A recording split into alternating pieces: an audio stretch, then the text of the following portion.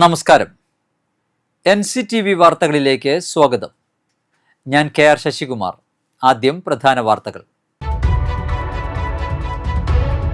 ചിരിയുടെ മാലപ്പടക്കത്തിന് തിരികൊളുത്തിയ 30 വർഷങ്ങൾ. സലീം കുമാറിന്റെ വേർപാടിൽ നടുങ്ങി ചലച്ചിത്ര ലോകം. ഒല്ലൂക്കരയിൽ വൻ കവർച്ച. 72കാരനെ കെട്ടിയിട്ട് മർദ്ദിച്ച് 45 പവൻ സ്വർണം കവർന്നു. സിനിമാ സ്റ്റൈലിൽ തട്ടിയെടുത്ത ആഡംബരക്കാർ പുതുക്കാട് കണ്ടെത്തി. കുത്തിക്കേറി നശിപ്പിച്ച നിലയിൽ.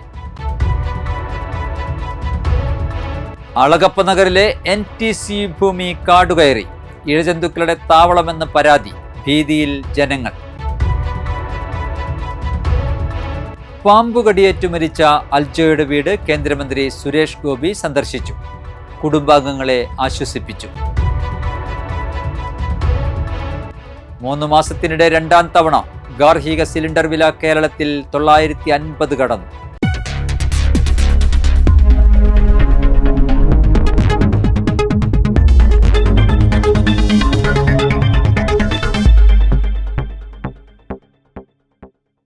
വിശദമായ വാർത്തകളിലേക്ക്.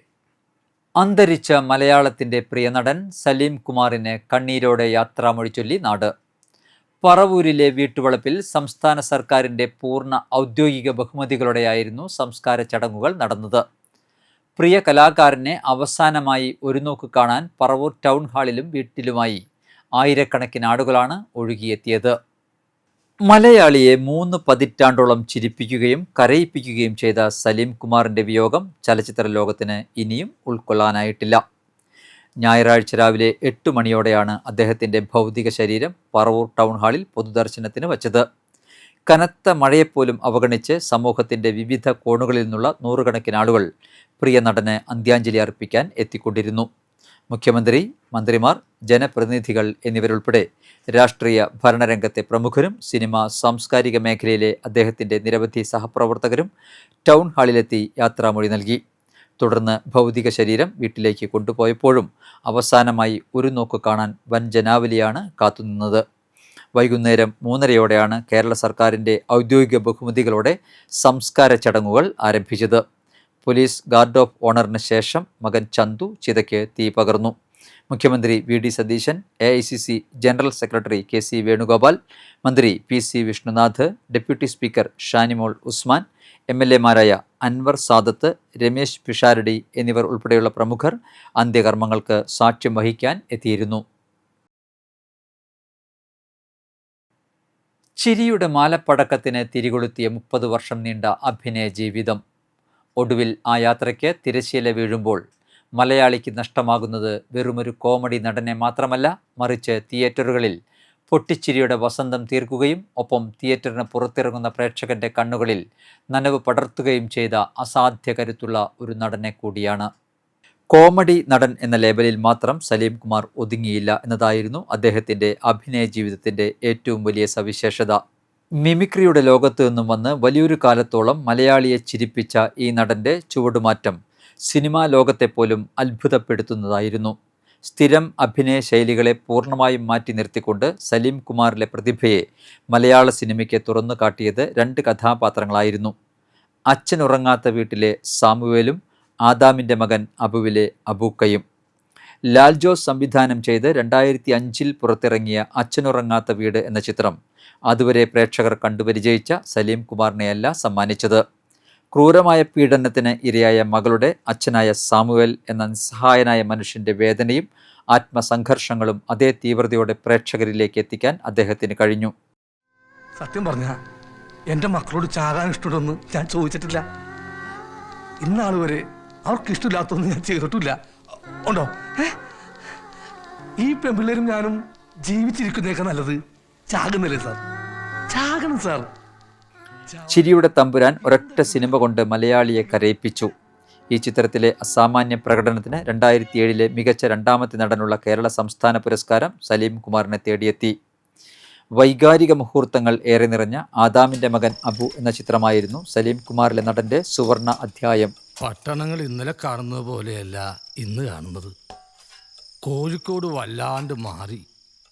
വലിയ വലിയ പാലങ്ങൾ, കെട്ടിടങ്ങൾ. ജീവിതത്തിലെ ഏറ്റവും വലിയ പുണ്യമായ ഹജ്ജ് കർമ്മത്തിന് പോവുകയെന്നത് ലക്ഷ്യമിട്ട് അതിനായി ജീവിക്കുന്ന അബു എന്ന വൃദ്ധനായ അത്തർ കച്ചവടക്കാരൻ്റെയും ഭാര്യ ഐഷുമ്മയുടെയും കഥയായിരുന്നു ചിത്രം പറഞ്ഞത്. അതിമനോഹരമായി ഒട്ടും നാടകീയതയില്ലാതെ അബുവിനെ അവതരിപ്പിച്ച സലീം കുമാറിന് 2010 മികച്ച നടനുള്ള ദേശീയ പുരസ്കാരവും സംസ്ഥാന പുരസ്കാരവും ഒരേ സമയം ലഭിച്ചു.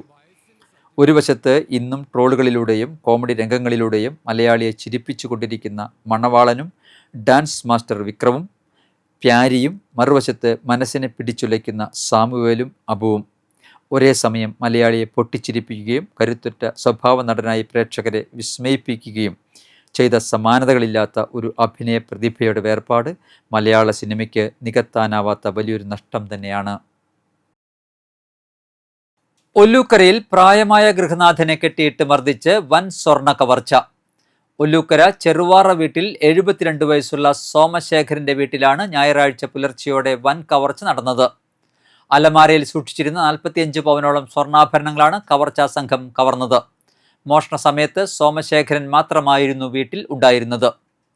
ഞായറാഴ്ച പുലർച്ചെ 3 മണിയോടെയാണ് സംഭവമുണ്ടായത്. ഹിന്ദി സംസാരിക്കുന്ന 3-അംഗ സംഘമാണ് കവർച്ചയ്ക്ക് പിന്നിലെന്നാണ് ലഭിക്കുന്ന വിവരം. വീടിന്റെ പുറകുവശത്തെ ഗ്രില്ല് ആയുധങ്ങൾ ഉപയോഗിച്ച് കുത്തി തുറന്നാണ് മോഷ്ടാക്കൾ അകത്തുകടന്നത്. അകത്തുകടന്ന അക്രമികൾ സോമശേഖരനെ കിടപ്പുമുറിയിൽ വെച്ച് മർദ്ദിക്കുകയും തുടർന്ന് കെട്ടിയിടുകയുമായിരുന്നു. ഇതിനുശേഷമാണ് അലമാരയിൽ സൂക്ഷിച്ചിരുന്ന 45 പവൻ സ്വർണം ഇവർ കൈക്കലാക്കിയത്. കള്ളന്മാർ സ്ഥലം വിട്ടതിന് പിന്നാലെ ഏറെ പ്രയത്നപ്പെട്ട് കെട്ടഴിച്ച സോമശേഖരൻ പുറത്തേക്ക് ഓടിവന്ന നാട്ടുകാരെ വിവരമറിയിക്കുകയായിരുന്നു. നാട്ടുകാരാണ് ഉടൻ തന്നെ പോലീസിൽ വിവരം കൈമാറിയത്. സംഭവം അറിഞ്ഞ് മണ്ണുത്തി SHOയുടെ നേതൃത്വത്തിലുള്ള പോലീസ് സംഘം ഉടനടി സ്ഥലത്തെത്തി തെളിവുകൾ ശേഖരിച്ചു.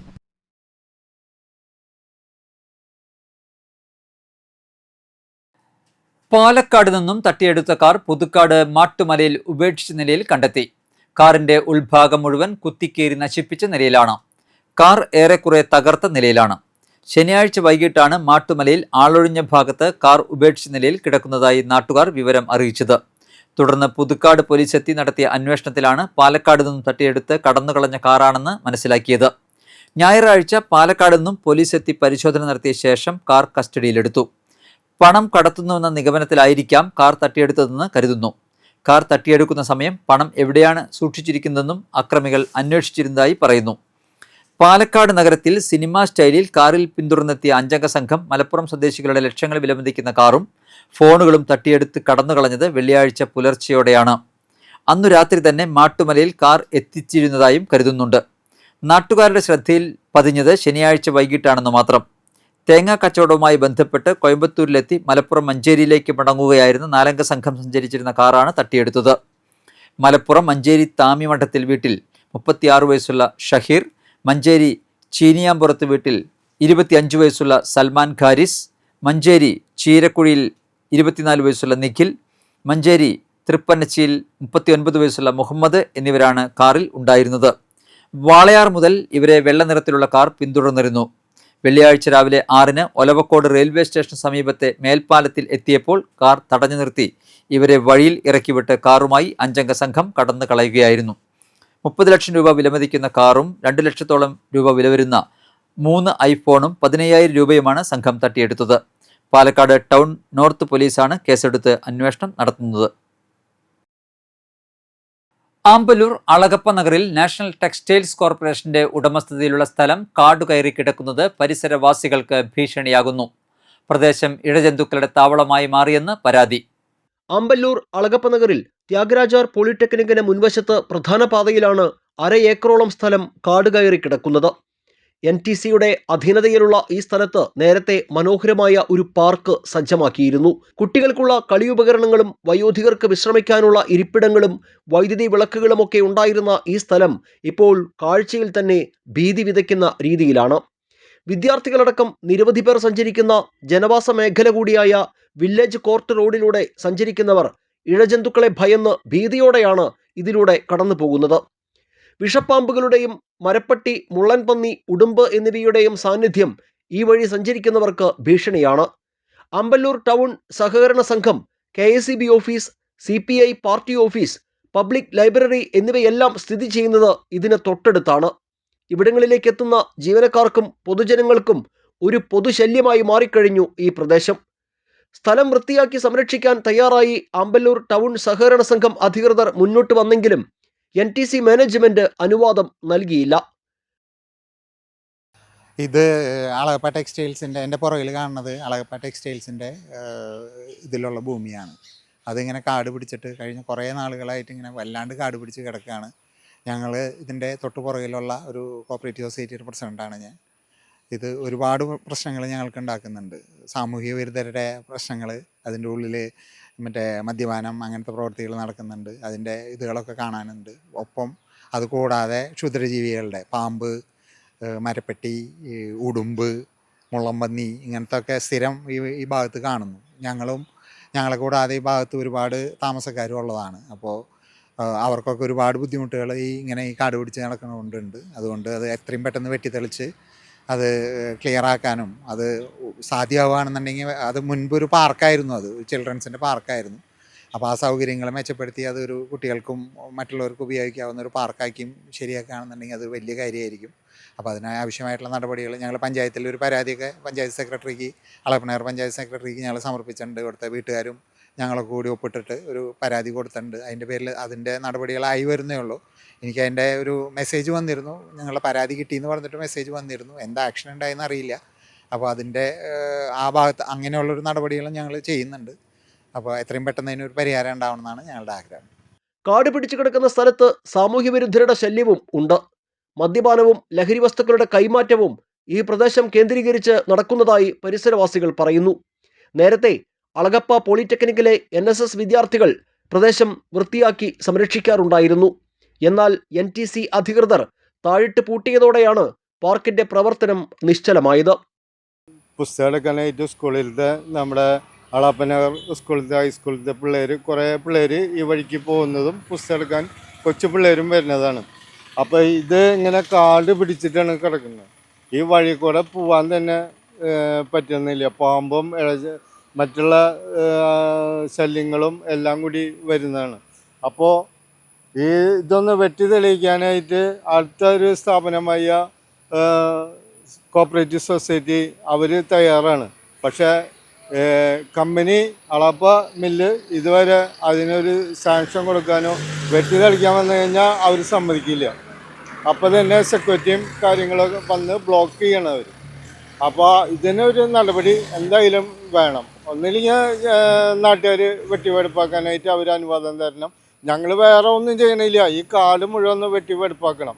അങ്ങനെ ഒരു സംവിധാനം എന്തായാലും ഉണ്ടാവണം. അല്ലെങ്കിൽ നമ്മളത് ചെയ്യാവുന്ന രൂപത്തിൽ തന്നെ ചെയ്യണം. അതിന് പോലീസ് അല്ലെങ്കിൽ പഞ്ചായത്തായിട്ട് ഇടപെട്ട് അതിനുള്ള ഒരു സംവിധാനത്തിലേക്ക് പോകണം. അപ്പോൾ പഞ്ചായത്ത് ഇതിൽ ഇടപെടണം എന്നാണ് എനിക്ക് പറയാനുള്ളത്. 5 വർഷത്തിലേറെയായി പ്രദേശം ഇഴജന്തുക്കളുടെ വിഹാര കേന്ദ്രമാണ്. NTCയുടെ സ്ഥലത്തിന് സമീപത്തെ സ്വകാര്യ വ്യക്തികളുടെ സ്ഥലങ്ങളും ഇത്തരത്തിൽ കാട് കയറി കിടക്കുകയാണ്. ഇടയ്ക്കിടയ്ക്ക് ഇങ്ങനെ കാണാറുണ്ട് പാമ്പിൻ്റെ ശല്യം, ഉടുമ്പ്, മരപ്പട്ടി, ഇതൊക്കെയാണ് ഏത് നേരം ഇവിടെ സഞ്ചാരം. ഇത് വെറുതെ പറയണതല്ല, ഉള്ള കാര്യം പറയുന്നത്. എത്രയും വേഗം വൃത്തിയാക്കാനുള്ളൊരു നടപടി ഇവിടെ പഞ്ചായത്തോ അല്ലെങ്കിൽ സർക്കാർ ഉണ്ടാക്കി തന്നാൽ നല്ലതാണ്. ജനങ്ങൾക്കും എനിക്കും നല്ലതാണ്. വിഷപ്പാമ്പുകളുടെ താവളമായി കാട് കയറി കിടക്കുന്ന സ്ഥലങ്ങൾ അത് സ്വകാര്യ വ്യക്തികളുടേതാണെങ്കിൽ കൂടി തദ്ദേശ സ്ഥാപനങ്ങൾ വെട്ടിത്തെളിച്ച് വൃത്തിയാക്കണമെന്ന ഹൈക്കോടതിയുടെ സുപ്രധാന വിധി വന്നത് കഴിഞ്ഞ ദിവസങ്ങളിലാണ്. വഴിയാത്രക്കാർക്കും വാഹനയാത്രക്കാർക്കും ഭീഷണിയായി പ്രധാന പാതയോട് ചേർന്ന് കിടക്കുന്ന ഈ സ്ഥലങ്ങൾ പഞ്ചായത്തിന്റെ നേതൃത്വത്തിൽ വൃത്തിയാക്കി സംരക്ഷിക്കണമെന്നാണ് പ്രദേശവാസികളുടെ ആവശ്യം. ഇഴജന്തുക്കൾക്ക് താവളമാകാൻ സാധ്യതയുള്ള കാട് പിടിച്ചു കിടക്കുന്ന സ്ഥലങ്ങൾ അത് സ്വകാര്യ വ്യക്തികളുടേതാണെങ്കിൽ കൂടി അത് വൃത്തിയാക്കിയിടാനുള്ള ഉത്തരവാദിത്വം തദ്ദേശ സ്വയംഭരണ സ്ഥാപനങ്ങൾക്ക് ഉണ്ട് എന്ന് വളരെ വ്യക്തമായ ഒരു നിർദ്ദേശം ഹൈക്കോടതി പുറപ്പെടുവിച്ചത് കഴിഞ്ഞ ദിവസമാണ്. ഈ അവസരത്തിലാണ് ആമ്പല്ലൂർ അളഗപ്പ ജംഗ്ഷന് സമീപത്തുള്ള നാഷണൽ ടെക്സ്റ്റൈൽസ് കോർപ്പറേഷൻ്റെ ഉടമസ്ഥതയിലുള്ള ഈ സ്ഥലം കാട് പിടിച്ച് ഭീതിതമായ രീതിയിൽ കിടക്കുന്നത്.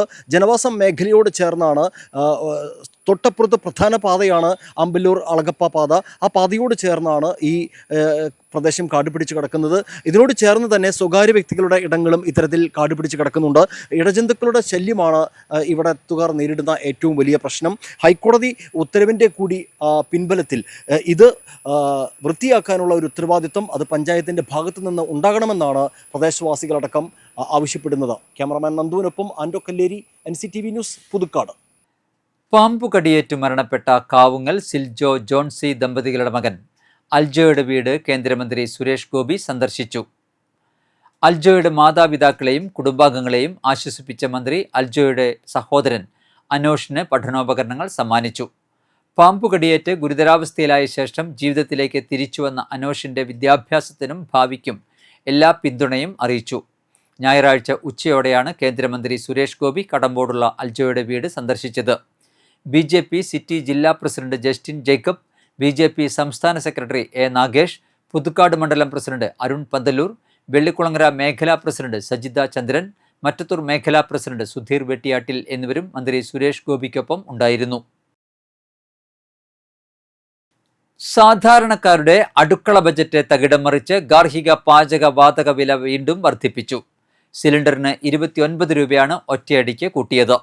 3 മാസത്തിനിടെ ഇത് 2ാം തവണയാണ് കേന്ദ്ര സർക്കാർ പാചകവാതക വില വർദ്ധിപ്പിക്കുന്നത്. വർദ്ധിപ്പിച്ച പുതുക്കിയ നിരക്കുകൾ നിലവിൽ വന്നതോടെ ഡൽഹിയിൽ 14.2 കിലോയുടെ ഗാർഹിക LPG സിലിണ്ടറിന്റെ വില 913 രൂപയിൽ നിന്നും 942 രൂപയായി ഉയർന്നു. കേരളത്തിലും വലിയ വില വർധനയാണ് രേഖപ്പെടുത്തിയിരിക്കുന്നത്. കോഴിക്കോട് ഒരു സിലിണ്ടർ ഗാർഹിക LPGക്ക് ഇനി മുതൽ 950 രൂപ 50 പൈസ നൽകേണ്ടി വരും. കഴിഞ്ഞ 3 മാസത്തിനിടെയുള്ള 2ാമത്തെ വിലവർധനവാണ് ഇത്. കഴിഞ്ഞ മാർച്ച് മാസം 7-ന് സിലിണ്ടറിന് ഒറ്റയടിക്ക് 60 രൂപ കേന്ദ്രം വർദ്ധിപ്പിച്ചിരുന്നു. ഇതിന് പിന്നാലെയാണ് ഇപ്പോൾ വീണ്ടും 29 രൂപ കൂട്ടിയത്. പശ്ചിമേഷ്യൻ പ്രതിസന്ധിയെ തുടർന്നുണ്ടായ ആഗോള ഊർജ പ്രതിസന്ധിയാണ് വിലക്കയറ്റത്തിന് കാരണമായി എണ്ണ കമ്പനികൾ ചൂണ്ടിക്കാണിക്കുന്നത്. ഈ മാസം തുടക്കത്തിൽ വാണിജ്യ ആവശ്യങ്ങൾക്കുള്ള LPG സിലിണ്ടർ വിലയിൽ 42 രൂപ വർദ്ധിപ്പിച്ചിരുന്നു. ഇതിന് തൊട്ടു പിന്നാലെയാണ് ഇപ്പോൾ ഗാർഹിക സിലിണ്ടറിൻ്റെ വിലയും ഉയർത്തിയിരിക്കുന്നത്.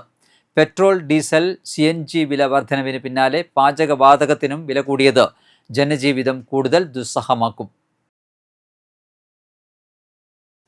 ഇനി ലോകകപ്പ് ഫുട്ബോൾ ഗ്രൂപ്പ് ഐയുടെ വിശേഷങ്ങളുമായി സോക്കർ മാനിയ.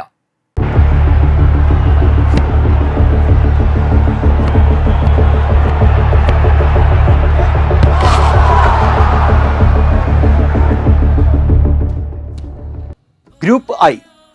ഖത്തറിലെ കലാശപ്പോരിൽ കൈവിട്ട കപ്പ് വീണ്ടെടുക്കാൻ വരുന്ന ഫ്രഞ്ച് പട. ഏറ്റവും മികച്ച ടൂർണമെന്റ് ചരിത്രത്തിൽ എഴുതി തീർക്കാനെത്തുന്ന സെനഗൽ. 28 വർഷത്തിന് ശേഷം ലോകകപ്പിന് ടിക്കറ്റ് എടുത്ത നോർവേ. 2ാമത്തെ മാത്രം ലോകകപ്പിനെത്തുന്ന ഇറാഖ്. ഗ്രൂപ്പ് I ഫ്രാൻസ് അങ്ങ് എടുത്തേക്കും. പക്ഷേ 2ാം സ്ഥാനത്തിനായി പോരാട്ടം മുറുകും.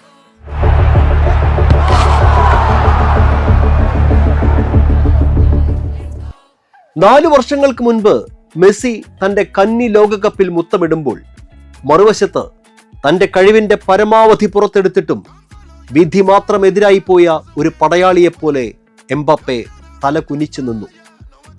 തീർത്തും ഏകപക്ഷീയമായി പോയേക്കാവുന്ന ഒരു ഫൈനലിനെ തോൽക്കാൻ മനസ്സില്ലാത്ത പോരാളിയെപ്പോലെ കളം നിറഞ്ഞ് കളിച്ച് ചരിത്രത്തിലെ ഏറ്റവും മികച്ച ഫൈനലാക്കി മാറ്റിയത് എംബാപ്പെ ഒറ്റയ്ക്കാണ്. ഫിഫ റാങ്കിങ്ങിലെ 1ാം സ്ഥാനക്കാർ ഇത്തവണ ഒരുങ്ങിത്തന്നെയാണ്. എംബാപ്പെ, ഡെംബല്ലെ തുടങ്ങിയ പകരം വയ്ക്കാനില്ലാത്ത വലിയ നിരയാണ് ഫ്രാൻസിന്റെ കരുത്ത്. കഴിഞ്ഞ തവണ കൈവിട്ട കിരീടം വീണ്ടെടുക്കാൻ അവർ ആഞ്ഞടിക്കും, തീർച്ച. ജൂൺ 16-ന് സെനഗലിനെതിരെയാണ് ആദ്യ മത്സരം.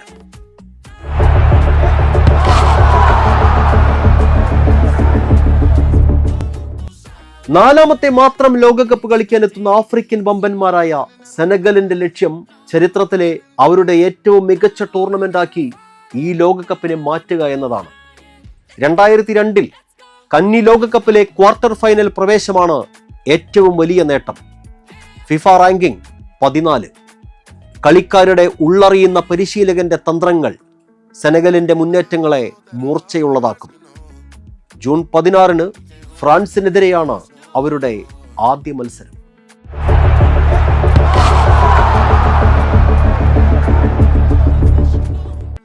ഗോൾ മെഷീൻ എർലിൻ ഹാലണ്ടിന്റെ നോർവേ 28 വർഷങ്ങൾക്ക് ശേഷമാണ് കാൽപന്തിന്റെ ഏറ്റവും വലിയ വേദിയിലേക്ക് എത്തുന്നത്. അതേ ഗോൾ മെഷീന്റെ ചിറകിലേറി തന്നെയാണ് നോർവേ ലോകകപ്പിന് ടിക്കറ്റ് എടുത്തത്. 16 ഗോളുകളാണ് 8 യോഗ്യതാ മത്സരങ്ങളിൽ നിന്നായി മാഞ്ചസ്റ്റർ സിറ്റിയുടെ സൂപ്പർ സ്ട്രൈക്കർ നോർവേക്കായി അടിച്ചുകൂട്ടിയത്. FIFA ranking 31. യുവതാരങ്ങളടങ്ങിയ സ്ക്വാഡ് ഹാളണ്ടിന് പിന്തുണ നൽകിയാൽ നോർവേ അത്ഭുതങ്ങൾ സൃഷ്ടിച്ചേക്കാം. ജൂൺ 16 ഇറാഖിനെതിരെയാണ് ആദ്യ മത്സരം.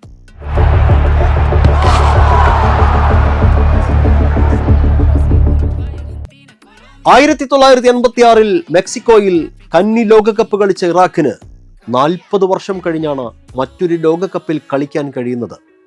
അതും മെക്സിക്കോ ആതിഥേയത്വം വഹിക്കുന്ന ഒരു ടൂർണമെന്റിലാണ് എന്നത് യാദൃശ്ചികതയാണ്. FIFA ranking 57. ഓസീസ് പരിശീലകന്റെ കീഴിൽ ഫിഫ പ്ലേ ഓഫ് ടൂർണമെന്റ് കളിച്ചാണ് ഏഷ്യൻ ടീം ലോകകപ്പിന് യോഗ്യത നേടിയത്. ജൂൺ 16 നോർവേക്കെതിരെയാണ് ആദ്യ മത്സരം.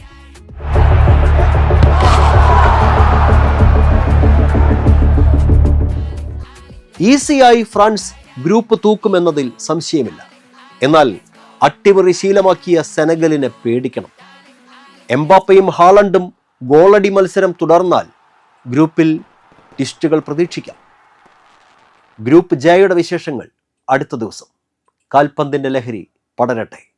നന്ദി, നമസ്കാരം.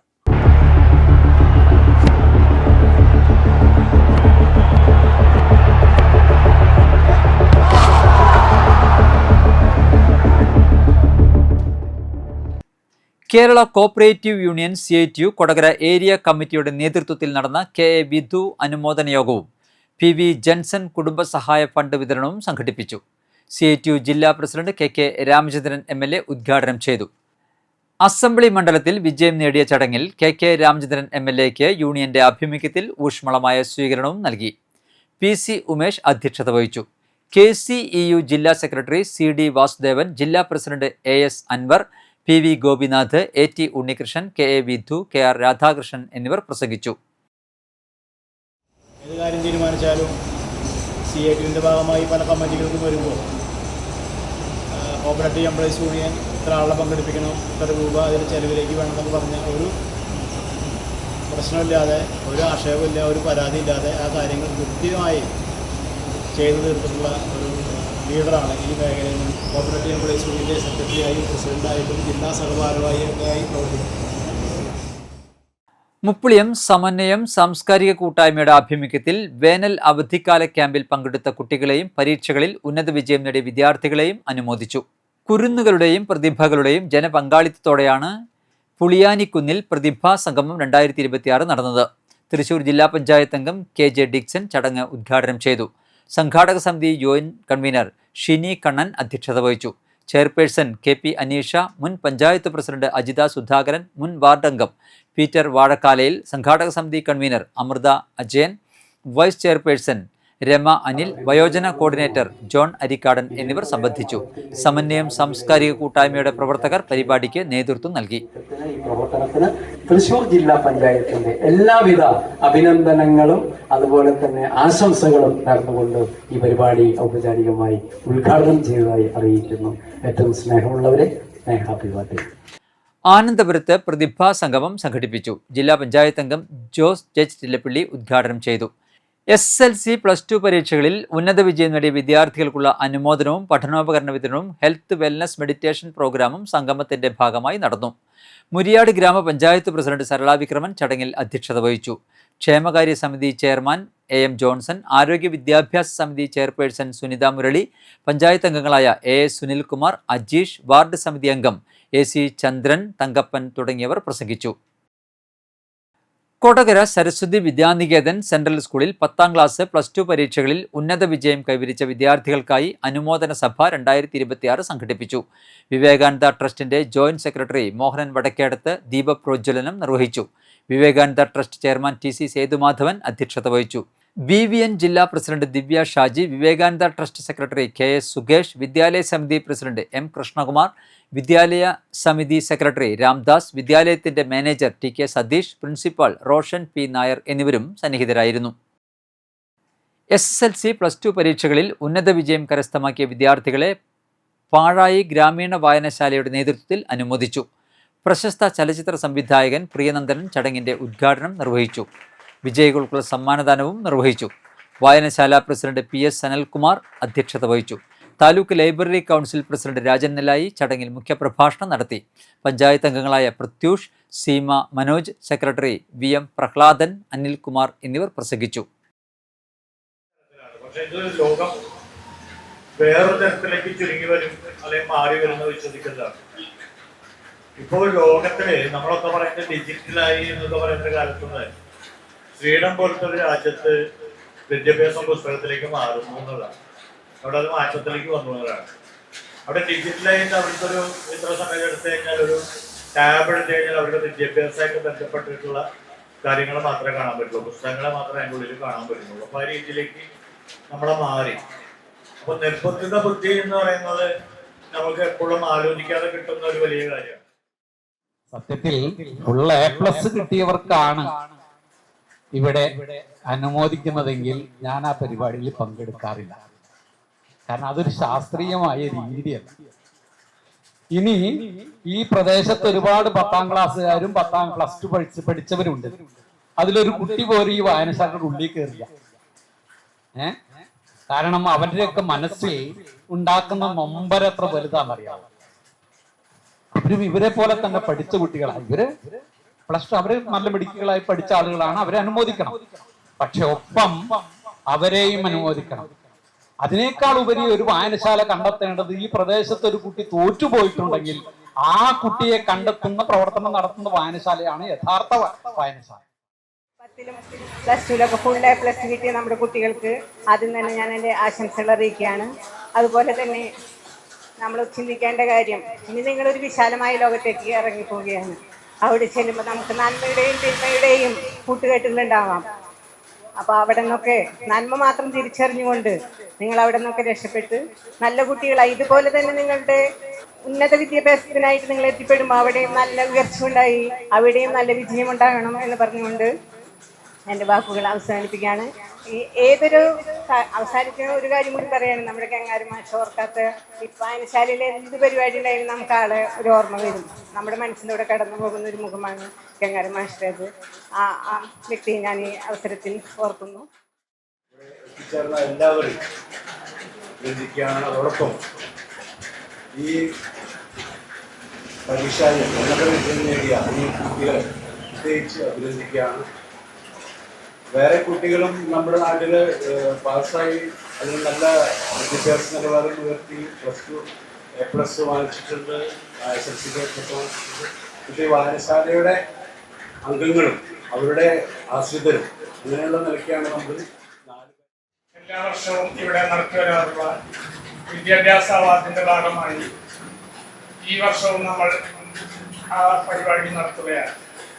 അതിൻ്റെ വായനശാലയുടെ ഭാഗത്തു നിന്നും നമ്മളുടെ ഗംഗാധരൻ മാഷത്തിന്റെ സ്ഥാപകനായിട്ടുള്ള നമ്മളുടെ ആദരണീയമായ ഭാഷയുടെ ഭാര്യ ഒരു കുട്ടിക്ക് സ്പോൺസർ ചെയ്തിട്ടുണ്ട്. എല്ലാവിധ ഇനിയും നന്നായി ഇതുപോലെ തന്നെ പഠിച്ച് നല്ല മാർക്കും സമ്മാനങ്ങളൊക്കെ മേടിക്കാൻ ഇനിയും മുതിരട്ടെ എന്ന് പറഞ്ഞിട്ടുണ്ട്.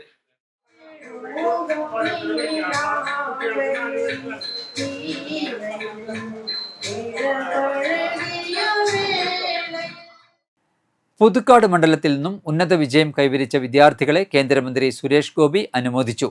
BJP പുതുക്കാട് മണ്ഡലം കമ്മിറ്റിയുടെ നേതൃത്വത്തിൽ മട്ടത്തൂർ പഞ്ചായത്തിലെ ഇത്തുപ്പാടം നന്തൂസ് ഓഡിറ്റോറിയത്തിൽ വെച്ചായിരുന്നു പ്രൗഢഗംഭീരമായ അനുമോദന ചടങ്ങ് സംഘടിപ്പിച്ചത്.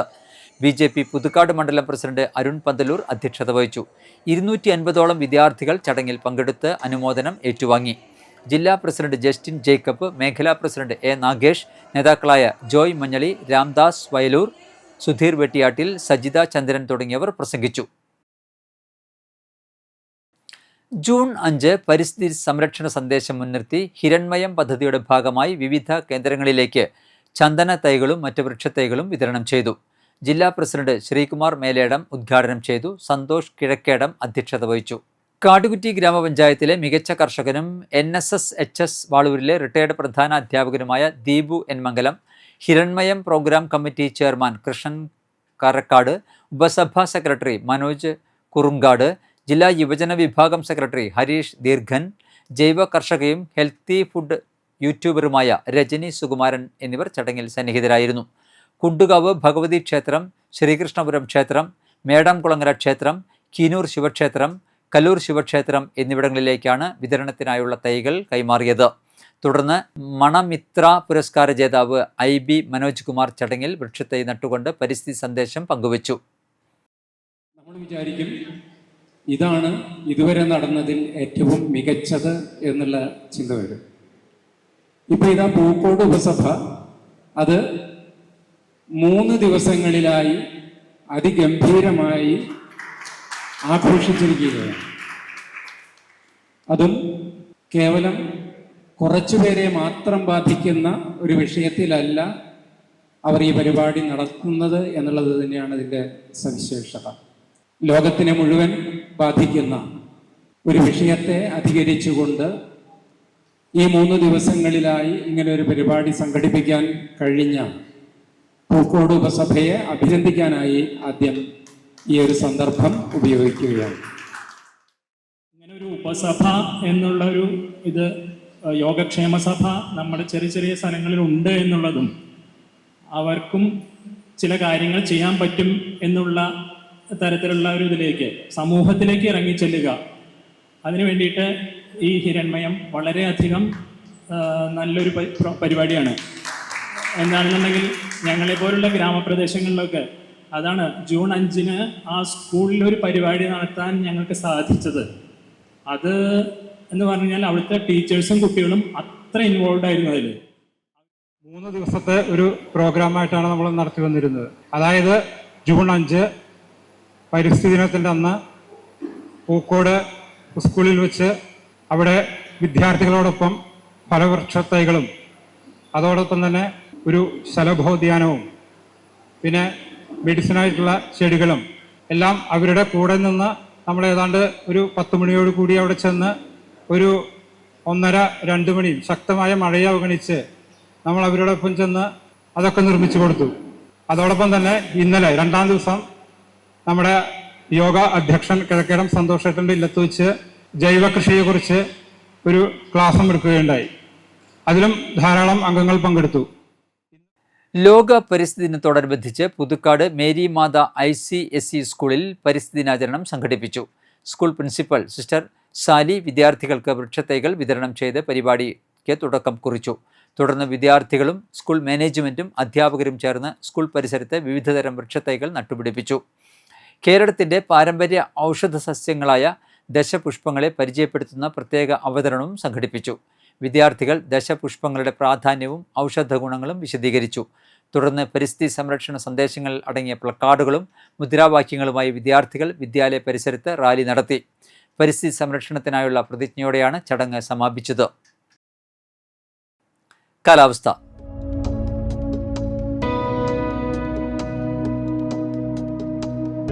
കൂടിയ താപനില 28 ഡിഗ്രി സെൽഷ്യസ്, കുറഞ്ഞ താപനില 25 ഡിഗ്രി സെൽഷ്യസ്. ഗവൺമെൻറ് പ്രത്യാശാ ഭവനിലേക്ക് കരാർ നിയമനം. അഭിമുഖം ജൂൺ 12-ന്. മാനസിക വെല്ലുവിളികൾ നേരിടുന്ന 18 വയസ്സിന് മുകളിലുള്ള സ്ത്രീകളെ പുനരധിവസിപ്പിക്കുന്ന രാമവർമ്മപുരത്തെ പ്രത്യാശാ ഭവനിലേക്ക് താമസക്കാരെ താമസിപ്പിച്ച് പരിചരിക്കുന്നതിനായി കരാർ അടിസ്ഥാനത്തിൽ മൾട്ടി ടാസ്ക് കെയർ പ്രൊവൈഡർമാരെ നിയമിക്കുന്നു. 8ാം ക്ലാസ് പാസ്സായ സേവന മനോഭാവമുള്ളതുമായ 50 വയസ്സിൽ കവിയാത്ത സ്ത്രീകൾക്ക് അപേക്ഷിക്കാം. യോഗ്യരായ ഉദ്യോഗാർത്ഥികൾ വെള്ളക്കടലാസിൽ സ്വയം തയ്യാറാക്കിയ അപേക്ഷയും ജനനത്തീയതി, വിദ്യാഭ്യാസ യോഗ്യത എന്നിവ തെളിയിക്കുന്ന അസൽ സർട്ടിഫിക്കറ്റുകളും പകർപ്പുകളും സഹിതം ജൂൺ 12-ന് രാവിലെ 11-ന് സ്ഥാപനത്തിൽ നേരിട്ടെത്തി അഭിമുഖത്തിൽ പങ്കെടുക്കണം. ബന്ധപ്പെടാവുന്ന phone number 0477232586, mobile 9447923886. Diploma in airline and airport management programme. State resource സെൻ്ററിൻ്റെ നേതൃത്വത്തിൽ പ്രവർത്തിക്കുന്ന SRC കമ്മ്യൂണിറ്റി കോളേജിൽ diploma in airline and airport management പ്രോഗ്രാമിലേക്ക് അപേക്ഷ ക്ഷണിച്ചു. +2 അല്ലെങ്കിൽ തത്തുല്യ യോഗ്യതയുള്ളവർക്ക് ജൂൺ 30 വരെ അപേക്ഷിക്കാവുന്നതാണ്. അപേക്ഷാ ഫോറവും പ്രോസ്പെക്ടസും തിരുവനന്തപുരം നന്ദാവനം പോലീസ് ക്യാമ്പിന് സമീപം പ്രവർത്തിക്കുന്ന SRC ഓഫീസിൽ നിന്നും ലഭിക്കും. ബന്ധപ്പെടാവുന്ന ഫോൺ നമ്പർ 047125704071. Mobile number 9846033001. വിലാസം director, state resource centre, Nandavanam, Vikas Bhavan PO, Thiruvananthapuram 33. Chalakudy Krishna ജ്വല്ലറിയിൽ ഇന്നത്തെ സ്വർണ്ണവില. സ്വർണ്ണവില നിങ്ങൾക്കായി സമർപ്പിക്കുന്നത് സ്വർണം ആഡംബരവുമാണ്, സമ്പാദ്യവുമാണ്. സ്വർണം കയ്യിലുണ്ടേ അതൊരു ധൈര്യവുമാണ്. Krishna jewellery golden diamonds, Chalakudy. ഹൃദയങ്ങൾ കീഴടക്കിയ വിശ്വാസം.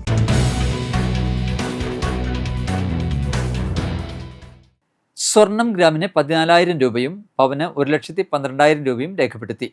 വരാക്കര ചുക്കിരിക്കുന്ന് പൂക്കോട് ചുങ്കൻ പരേതനായ ലാസർ ഭാര്യ അച്ചായി അന്തരിച്ചു. 88 വയസ്സായിരുന്നു. സംസ്കാരം തിങ്കളാഴ്ച രാവിലെ 9-ന് വരാക്കര സൗത്ത് ഉണ്ണിമിച്ചിഹ പള്ളിയിൽ. റപ്പായി, വർഗീസ്, ആൻറ്റു എന്നിവർ മക്കളും ഓമന, റാണി, സ്മിത എന്നിവർ മരുമക്കളുമാണ്. പ്രധാന വാർത്തകൾ ഒരിക്കൽ കൂടി. ചിരിയുടെ മാലപ്പടക്കത്തിന് തിരികൊളുത്തിയ 30 വർഷങ്ങൾ. സലീം കുമാറിന്റെ വേർപാടിൽ നടുങ്ങി ചലച്ചിത്ര ലോകം. ഒല്ലൂക്കരയിൽ വൻ കവർച്ച. 72കാരനെ കെട്ടിയിട്ട് മർദ്ദിച്ച് 45 പവൻ സ്വർണം കവർന്നു.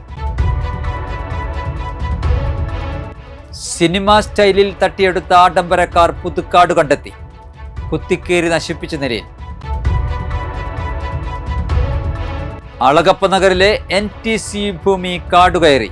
ഇഴജന്തുക്കളുടെ താവളമെന്ന് പരാതി. ഭീതിയിൽ ജനങ്ങൾ. പാമ്പുകടിയേറ്റു മരിച്ച അൽജോയുടെ വീട് കേന്ദ്രമന്ത്രി സുരേഷ് ഗോപി സന്ദർശിച്ചു. കുടുംബാംഗങ്ങളെ ആശ്വസിപ്പിച്ചു.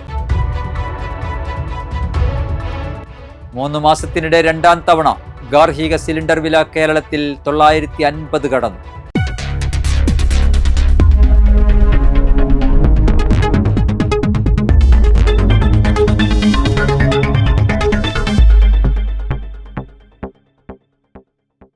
ഇതോടെ ബുള്ളറ്റിൻ പൂർണ്ണമാകുന്നു.